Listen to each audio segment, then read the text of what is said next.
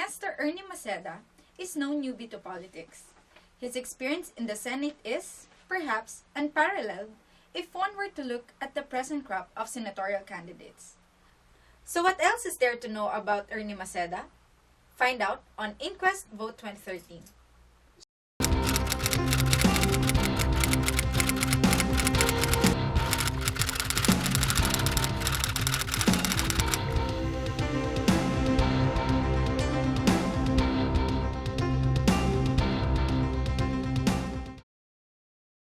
Is there or are there things during your long service as a legislator that actually that you experienced that help you mold to what you are today? Well, what I am today was actually molded ever since I was in college. Because I ran for campus politics. I was elected president of the student council, etc., etc. And then I was studied hard, worked hard. I came out valedictorian and all that stuff. So actually, my actual molding was in college. Do you have any role models that you look up to, or people who have inspired you to? Well, frankly speaking, when I was in law school, I used to have Marcos as my role model because Ferdinand Marcos. Yeah, because every law student is impressed by the fact that he reviewed in jail and he topped the bar. Now, when it comes to my public life, of course, like many others, I admire the Kennedys. First of all, I admire their family closeness and all of that. And of course, the intelligence of John F. Kennedy, Robert Kennedy, and all, Edward Kennedy. So they are in effect the role models that could be called sons, although not strictly. If you were not a politician, sir, what would you have become? I would have chosen to become a doctor. A doctor? Yes. Okay. And I guess in a sense I'm a doctor. I'm a doctor of political diseases. You make us laugh. What makes you laugh, sir? Very hard to make me laugh because I can see all the problems and I'm always depressed and dismayed by what I see. So there's really no reason to laugh in these days. So in your moments of probably frustrations or disappointments, how do you cope? Well, I watch a lot of sports events on TV, NBA, or golf, especially when Tiger Woods is playing. That's part of my relaxation. Napag-usapan before na nagpa-stem cell treatment kayo. Yes. For the campaign, were you feeling... Partly for the campaign, yes. And the fact that I have been able to go through the campaign, and well, I was able to handle it. I didn't get sick. I didn't even get a cold. But again, what I try to do even when I'm in the campaign is either sleep into my car to have an air-conditioned place where I can rest. Or if usually naman after lunch, the motorcade starts at 3 or 4. So I look for a nearby hotel to check into and I try to get a 1-hour nap. Sir, you were... Your image actually has been known as Mr. Expose. Yes. Has there been any attempt during your tenure as a legislator to actually do a makeover of this image, or probably tone down? No. To give you another answer, I've received many death threats, but after a while, I just disregarded them and I delivered 200 exposés. I have authored or co-authored about 600 laws. I delivered 200 exposés. I've been in public office for 54 years, and I have held, more than anybody else, 43 government positions. I don't think anybody else can equal my record.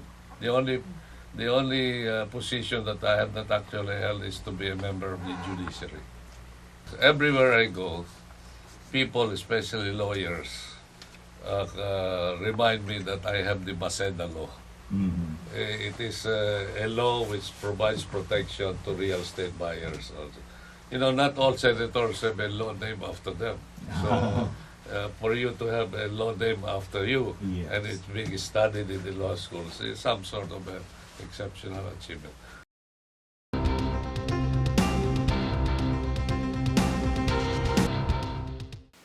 In making laws, which rules you most? You more, your head or your heart? Making laws has to be your head. Okay. Yes. And in actually making tough decisions, do you go more by principles or facts?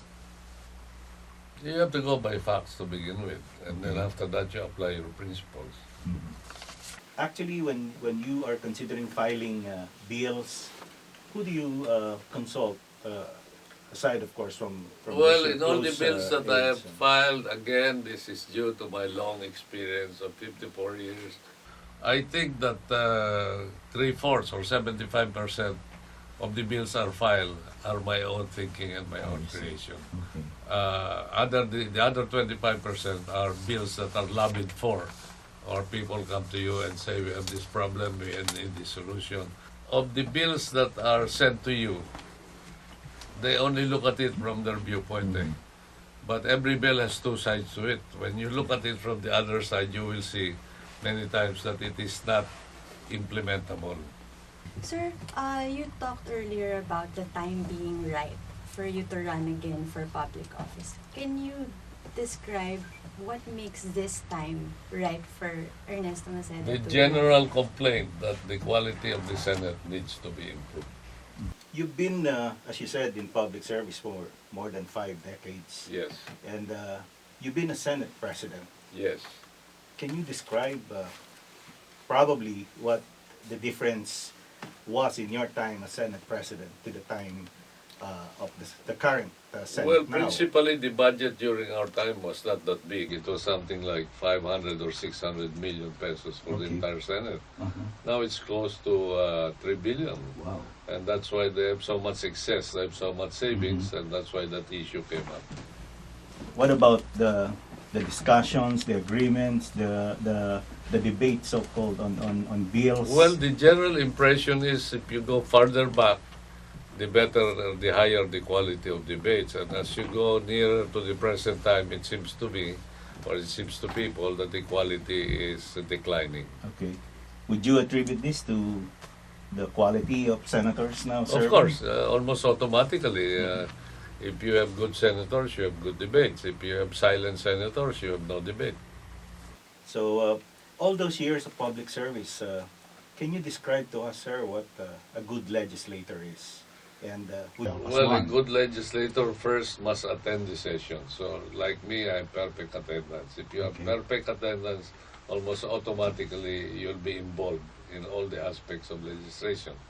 Number two, you must have a lot of experience and knowledge and intelligence to be able to discuss the, well, over one Congress, that is 3 years, you probably have to discuss 5,000 to 6,000 bills. Oh, okay. So if you don't have that extensive background, you probably just be very selective, and you cannot be good enough to involve yourself in the debate in all the bills that are presented on the floor. Thirdly, you must study. Okay. And of course, if you have much experience or years of experience, the less research and the less study you have to make, but you still have to study. And part of the study process is by attending the committee hearings. Most senators, except for the committees they chair, hardly attend the committee hearings. In my case, I attend as many as 5 or 6 committee hearings a day, shifting from one conference room to another. What about the changes in the administration, so to speak? The Well, EDSA revolution. it seemed that I was fated that through all the administrations, with the exception of during the time of Marcos, Okay. I'm usually in the opposition. Mhm. And I think I can shine more as a expose person, as a fiscalizer, and an independent senator, because that's one thing that you have to look for in a senator. Hindi pwede na papadala ka sa Senado ng isang senator na walang gagawin kundi yes sir ng yes sir sa presidente. Yeah, You so- need a Senate exercise the power of check and balance on the president. That's basically the image of an opposition senator Yeah, as a fiscalizer. yeah. But what will make you agree with the president? Well, again, it's a matter of your analyzing whether his policy or decision is correct. Let's put it this way. If we put it in percentage-wise, I think with all presidents, the Senate will agree with 60%, Mm-hmm. and the Senate will disagree and fiscalize 40%. But would you specify on what particular factors or criteria would you agree or would you disagree? Well, it depends on your analysis of whether the decision is right or wrong. So, okay, sir, of all the more than 600 laws that you've actually authored or co-authored, if given a chance to serve again as a senator, what would be the first, probably the top, the Well, three priority bills that you will Yeah, actually... the first three bills I will author. Number one, a master plan to create 3 million jobs. That's how many people are employed. It can be done. I know how to do it. Okay. Secondly, no tuition for all state colleges and universities. Expand scholarships for private school and universities. How do we do that? By giving them a double tax deduction.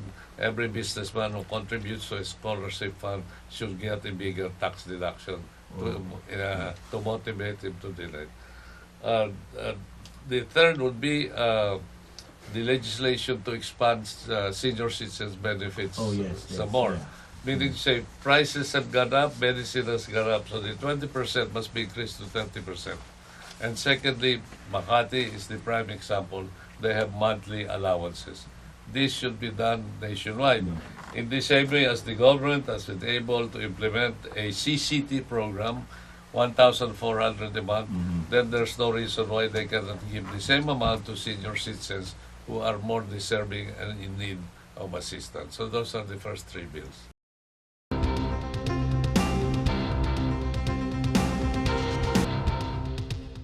Sir, Una has been criticized before for its so-called gimmicks, dancing and singing. You've danced in some of the campaign rallies. For the before. last 1,000 years and for the next 1,000 years, you'll have dancing and singing in political rallies. It's not really a new gimmick. It's not a gimmick. Mhm. Because, for example, you have a lineup of 12, plus you have the mayor, the governor. If you have, let's say, 15 successive speeches and you have no intermission, people will get bored. People will walk up. The usual guideline is every 3 speakers you have the dancing or you have intermission or singing or you have a comedian team.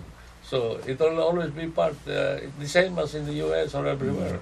Entertainment is part of the overall political campaign strategy.